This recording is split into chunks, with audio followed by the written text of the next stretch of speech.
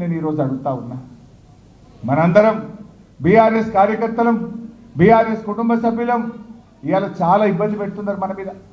నిన్న కూడా గౌతమ్ను తీసుకుపోయి అరెస్ట్ చేసి రాత్రంతా పోలీస్ స్టేషన్లో పెడితే బీఆర్ఎస్ లీగల్ సెల్ అద్భుతంగా పోరాడి గౌతమ్ను బయటకు తీసుకొచ్చింది. మన బీఆర్ఎస్ లీగల్ సెల్ ఒక ధైర్యాన్ని ఇచ్చి ముఖ్యంగా సోషల్ మీడియా యాక్టివిస్టులకు, విద్యార్థి ఉద్యమకారులకు, బీఆర్ఎస్ కార్యకర్తలకు మన లీగల్ సెల్ ఎంతో అండగా తెలంగాణ భవన్ నుంచి రాత్రి భవన్లు కృషి చేస్తుంది. ఇవాళ ఇప్పటికే కేటీఆర్ గారు కూడా చెప్పి ఉన్నారు, ఎవడెవడైతే అధికారులు ఇవాళ ఎక్సెస్గా ప్రవర్తిస్తున్నారో మనం కూడా తప్పకుండా రెడ్ బుక్లో రాసి పెట్టండి, వాళ్ళకు తగిన గుణపాఠం చెప్తాం. అనవసరంగా అన్యాయంగా మా బీఆర్ఎస్ కార్యకర్తల్ని వేధించిన, అక్రమ కేసులు పెట్టిన దానికి తగిన మూల్యం చెల్లించుకోక తప్పదు. కొందరు అధికారులు అత్యుత్సాహం ప్రదర్శిస్తున్నారు, అతిగా ఉన్నాయి లేని పెట్టి కేసులు పెట్టి ఇవాళ ప్రభుత్వంతో మమ్మల్ని ఇబ్బంది పెట్టే ప్రయత్నం చేస్తున్నారు. తెలుసు మాకు ఏ అధికారి ఎక్సెస్ చేస్తుండో, ఎవరెవరు ఏం చేస్తున్నారో అన్నీ తెలుసు మాకు, అన్నీ కూడా గమనిస్తున్నాం జాగ్రత్తగా. బిడ్డ జాగ్రత్తగా ఉండాలని చెప్పి నేను ఆ అధికారులందరినీ కూడా హెచ్చరిస్తా ఉన్నా.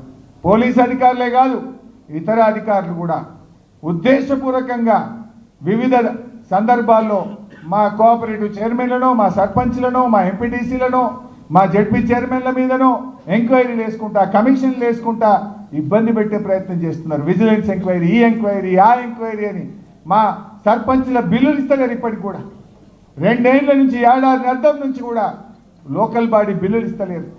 అసలు ఈ గవర్నమెంట్ వచ్చినాక 12,000 కోట్ల రూపాయల బిల్లులు కేవలం 4 బడా కాంట్రాక్టర్లకు ఇచ్చింది. 4కే 1,200 ఇస్తే చిన్నోళ్ళందరూ అయిపోతారు ఈ రాష్ట్రంలో. 1,200 ఇవ్వడానికేమో డబ్బులు లేవట్టాడు. 12,000 కోట్లు మాత్రం 4 బడా కాంట్రాక్టర్లకు కట్టబెట్టి ఇవాళ పేదల ఉసురు పోసుకునే ప్రయత్నం చేస్తూ ఉన్నారు. ఇవాళ రేవంత్ రెడ్డి అందాల పోటీ ఇవాళ మళ్ళీ మాట్లాడి ఒలింపిక్స్ పెడతాను.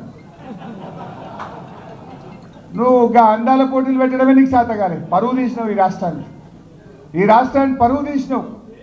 ఇలా మీడియాలో వార్తలు వస్తున్నాయి, నీకు సన్నిహితంగా ఉండే ఒక ఎంపీ, నీకు సన్నిహితంగా ఉండే ఒక కార్పొరేషన్ చైర్మన్, నీకు దగ్గరగా ఉండే ఒక ఐఏఎస్ అధికారే ఆ మిస్ ఇంగ్లాండ్ పట్ల అనుచితంగా ప్రవర్తించారని వార్తలు వస్తూ ఉన్నాయి.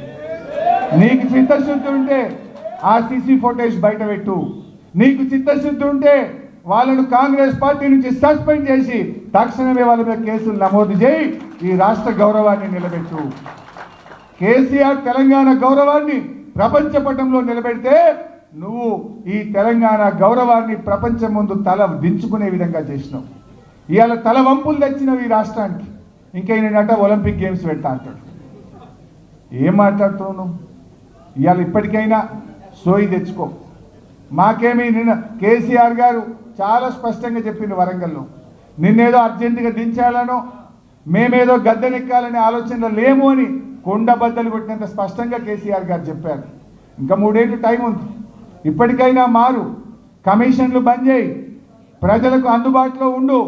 ఈ పుణ్యాత్ముడు సెక్రటరీ పోతలేడు, అయితే ఆ జూబ్లీ హిల్స్ ప్యాలెస్లో కూర్చుంటుండు, లేకపోతే ఈ పోలీస్ కమాండ్ కంట్రోల్ రూమ్లో కూర్చుంటుండు.